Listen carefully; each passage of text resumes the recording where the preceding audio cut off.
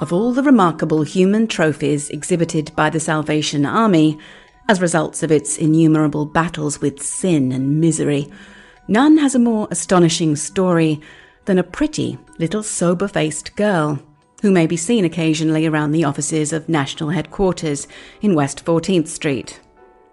This bright-eyed, vivacious little one attends the large grammar school uptown, and her dearest friends among her 1,000 or more schoolmates do not know the almost incredible story of her early life.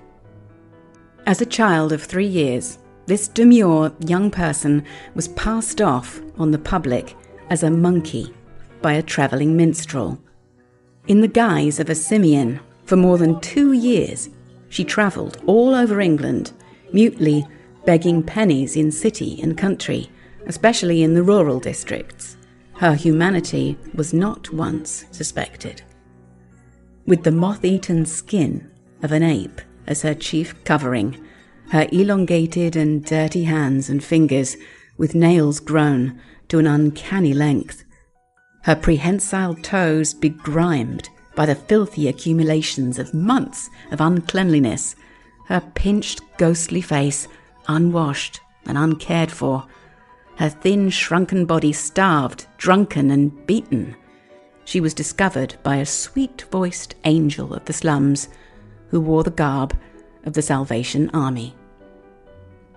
This woman of God penetrated the disguise of the human monkey and rescued her from a form of inhuman slavery. The child, though 3 years old, was hardly larger than a large monkey. Her natural growth had been checked by regular and frequent quantities of gin, which apparently had been her meat and drink almost from the day of her birth. The monster responsible for her condition went scot-free because the Salvation Army officials refused to prosecute him. They wanted to preserve the child for the army. And if her unspeakable father had been hauled into court and convicted, the child would have been given into the custody of an English institution. The Salvation Army girl who discovered the child wanted her for her own. She has since adopted her, and the little one now bears the name of her benefactress and eats and sleeps with her. The girl shows every promise of becoming a good woman. Though undersized, she is naturally a remarkably bright child, full of study and with lofty ideals. She has been dedicated to God by the Salvation Army, and now that she is old enough to realize what the army has done for her, she is anxious to devote her whole life to the improvement of other unfortunates in the slums. Her present ambition is to be a trained nurse. She wants to be educated first, and next year, when she shall have been graduated from the grammar school, she will go to the Moody School at Northfield, Massachusetts. For obvious reasons, the name of the girl is withheld in this story. To tell which school she attends, or to do more than merely indicate who is her foster mother, would lead to identification by her schoolmates. But anyone generally interested in her welfare will have no difficulty in learning about her at the Salvation headquarters in 14th Street. The girl's foster mother is one of the shining lights of the army in this country. Her particular work here is connected with the auxiliary department of the army. She is a delightfully charming young American woman with a college education. She was identified with the slum and rescue work in London for nearly 10 years before she was sent back last spring to her native land, in company with Commander and Consul Booth Tucker. The Salvation Army foster mother is loath to talk about her charge. Quote, "I signed a contract," she said yesterday to a press reporter, "when I adopted the child, not to speak of her case from a public platform. When she was little, there was no especial objection to relating the story, but now that she is coming to be a woman, she does not relish being held up as a horrible example. The story of her early life and of her rescue is so well known in England that she was glad to come to this country.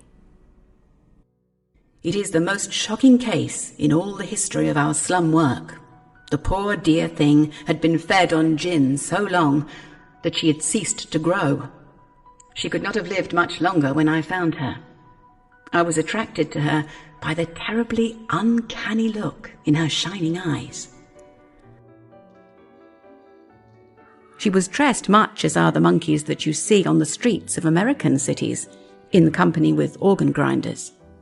The monkey or ape skin fitted quite tightly over her head and came down over part of her face. Before it became too small, it covered her hands and feet. In winter, she travelled with a company made up of men chiefly, who played a sort of pantomime. There were various odd characters in the piece, but the only ones I remember were the devil and the monkey. The trained monkey was the star performer, and my poor little one was perfectly trained, I assure you. She could climb up on a table, going up one of the legs with as much agility as any real monkey.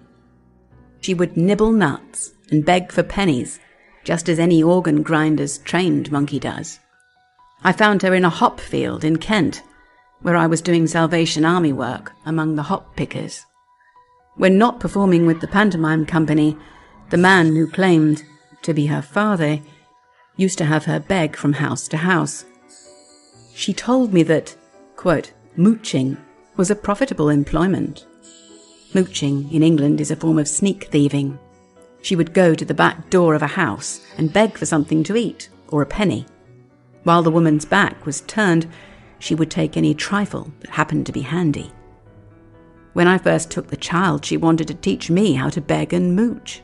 We could make lots of money together, was her argument. Anyone could see that the child was being abused. Her head was nearly bald. The father used to throw her around by the hair until it came out at the roots. You may feel sure that I didn't hesitate long over what ought to be done. I had my companion take her, while I attended to the man who accompanied her. He was a half-witted fellow who seemed dazed when we took the little girl away from him. Of course, he made no protest when he found that we would not prosecute him, providing he surrendered his claim to the child. I took her to my home immediately, and washed and scrubbed her and put her to bed. She slept soundly that night, without having had anything to eat, showing that she must have been fearfully overworked. Her first words when she awoke in the morning were, "Give me some gin." I shook my head and said, "No, gin is not good for you." "Give me a sip of beer then." It was a risky experiment, but we decided that it were better for her to die right then than to be kept alive and raised on gin or beer or any other alcoholic malt liquor. Instead, I gave her a little strong black tea. We kept her alive for a few days on nothing but this strong tea. Then we began putting milk in the tea, and in about 2 weeks she was eating bread and milk. After that, the problem of keeping her alive was simple. She has not tasted gin since. "The skin fitted so tight it hurt my head, and oh, how tired it used to make me to wag my tail," is the girl's only comment now when she thinks of that awful period in her young life. Then, too, she says she cannot help but wonder, every time she sees a monkey on an organ, if it's a real monkey or if it's a child disguised as one. As soon as I could, I illegally adopted her and agreed to be responsible for her support until she comes of age. With God and the army, I have another covenant.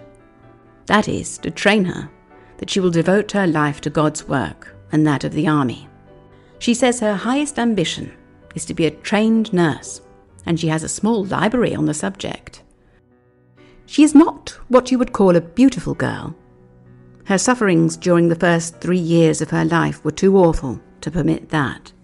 But she is wonderfully attractive and is well liked by her schoolmates.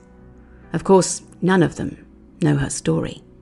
Boys and girls of grammar school age are not considerate, you know, of the feelings of a sensitive companion, and we want to spare her all we can until she's old and strong enough to bear it. She's now about 14. That is, presuming that she was 3 when I found her. Nobody knows how old she really was. She was so prematurely aged by her terrible training that it was a guess to estimate her real age.